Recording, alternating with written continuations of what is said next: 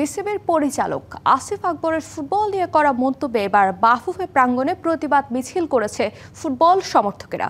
বাফুফে আর ফুটবলারদের আচরণ নিয়ে নেতিবাচক মন্তব্য করার জন্য বিসিবি আর আসিফকে ক্ষমা চাওয়ার দাবি জানিয়েছে তারা। সে সঙ্গে বিসিবির কোনো পরিচালক থেকে এমন মন্তব্যে ক্ষিপ্ত সাবেক ফুটবলাররাও।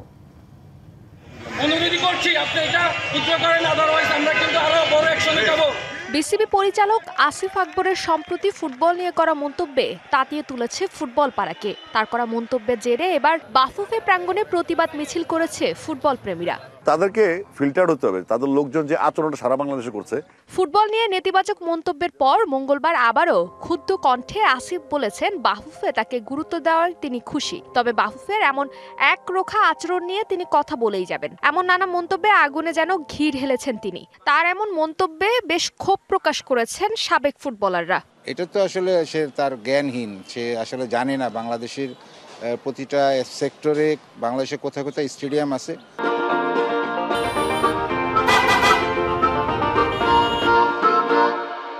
এবং এই ফুটবল ক্রিকেট সম্বন্ধে তার কোনো ধারণা নেই, তার কোনো জ্ঞান নাই, এবং এটা আসলে দুঃখজনক। এবং তাকে আসলে এই কথাগুলো যেগুলো বলছে এগুলো আসলে মেনে নেওয়া যায় না। এরপরই প্রতিবাদ মিছিল করেন ফুটবল প্রেমীরা। শুধু তাই নয়, আসিফ আকবরকে ক্ষমা চাওয়ার পাশাপাশি বিসিবিকেও ক্ষমা চাওয়ার দাবি জানান তারা। তবে বিসিবি পরিচালকের এমন মন্তব্য কোনোভাবেই মেনে নিতে পারছেন না ফুটবল সংশ্লিষ্টরা। এখনো যে ক্রিকেট বোর্ড কোনো ব্যবস্থা নেয়, সকালের কাছে ক্ষমাও প্রার্থনা করে নাই, ভুল স্বীকারও করে নাই। এহেন ক্রীড়া সংগঠক ফেডারেশন বা কোনো কিছুতে থাকা উচিত না।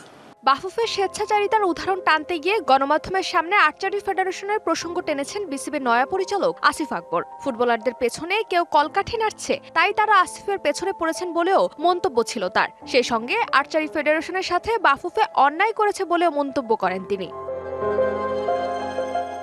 ফারজানা জাহান প্রিয়া, ডিবিসি নিউজ ডেস্ক।